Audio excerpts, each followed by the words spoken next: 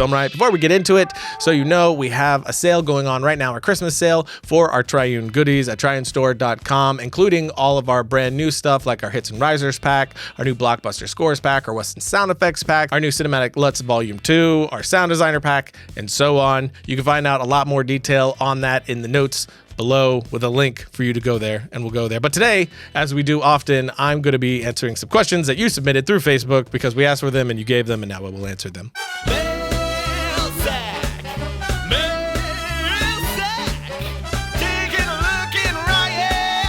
How to make suspense action scenes in Android phone. Your previous smartphone vids were about iPhone only. A good suspense and action scene isn't dependent on what you're shooting it on at all. You could shoot it on absolutely any camera you want and it will still be the same thing. The only difference is the way in which you're capturing it and the limitations you might have based off of that specific gear that you need to work with. So whether you're working with an Alexa, Blackmagic, one of the Canon Cinema series, a smartphone, a DSLR, whatever, each one of them has their own unique way of working. And when you know that, then you can shoot and work to what that thing does best if you need to. But really, it needs to be all about the thing that you're constructing, what experience you're giving to your audience, and that is not gear specific. I do love gear and I do love trying different gear, and all these tools will do different things for you, but what you're using has nothing to do with the experience you're giving your audience really when it comes to more of an emotional way. You're going to get them connected based off of how you're pacing it,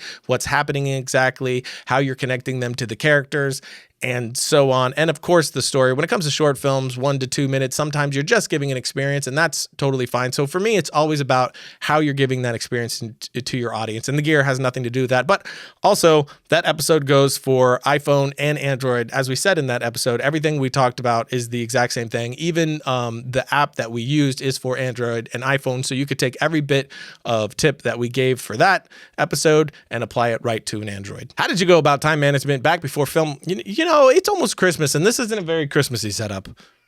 Hold on a second.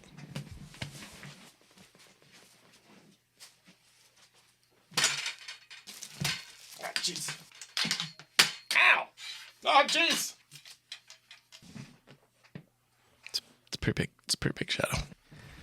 What just happened? That's not the best setup, but okay. So now I'll jump over to Premiere, open libraries, search Adobe stock, which you could do right here inside of Premiere, which is very convenient. So I'll search for something like Christmas Town or the like, and then we have a ton of options. We could click up here for video and stuff. I just need a picture. Let me grab a picture. Now I can get a preview of this image, bring it right down into my timeline to test it out to see if I even like it, and I do in fact like it. So I will use this. Now I can purchase it through the credits I have through Adobe stock, and then we're gonna plug that in, do a few effects real quick, and there you have it. That's better. How did you go about time management back before filmmaking/Film Riot was a full-time job? Low budget, typically doesn't pay, so work often gets in the way. For me, that was just about sleeping less, and that was around Film Riot as well. For the first year of Film Riot, I still had a full-time job, so I was doing Film Riot, which was absolutely a full-time job, and an actual full-time job at the same exact time.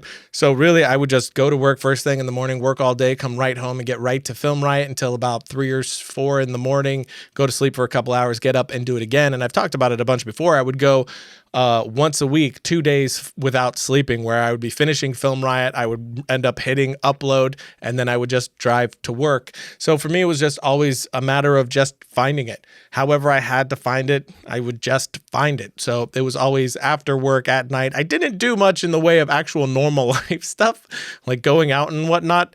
I did have a girlfriend at the time, so she was very patient. She ended up marrying me.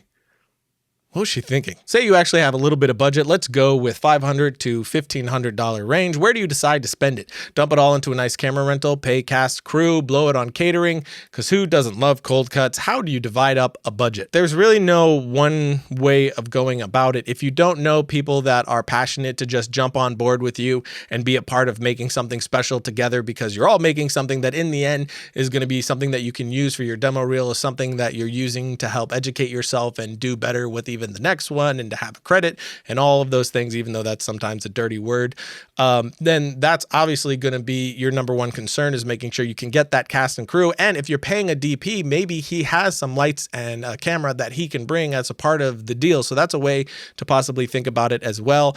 We just did a 2-day shoot, zero budget. We put no money into any of it. The only money that we spent was getting sandwiches from the local Kroger. It was just a case of sandwiches that everybody ate, and they were happy to do it. We were out in the middle of nowhere, running around, sweating.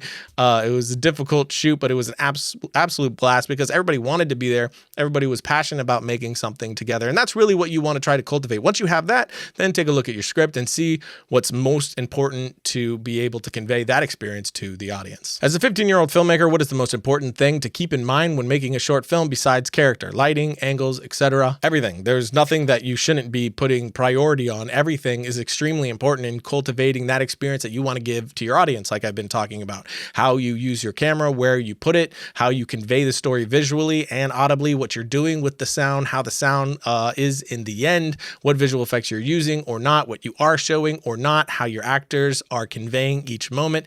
Everything is of vital importance to be able to bring together that final experience to your audience and tell that story, get them connected. It all matters just as much as the thing next to it. So you should be thinking about all avenues. Concentrate on all avenues. Take your time and prep so that you're excited and happy with each avenue going in. And then, of course, be flexible and find things on the day as you go. If you're meeting a client for a commercial or music video, what are the key things to talk about before shooting? You really want to dive into what it is that they're expecting, what the vision is for the project, what you're going to deliver. You want all expectations to be met up front. You want to know exactly what they're looking for, exactly what you are going to provide them, at what level you're going to provide it, so they don't think that they're going to get this multi-million-dollar looking thing when really you guys only have $1,000 budget.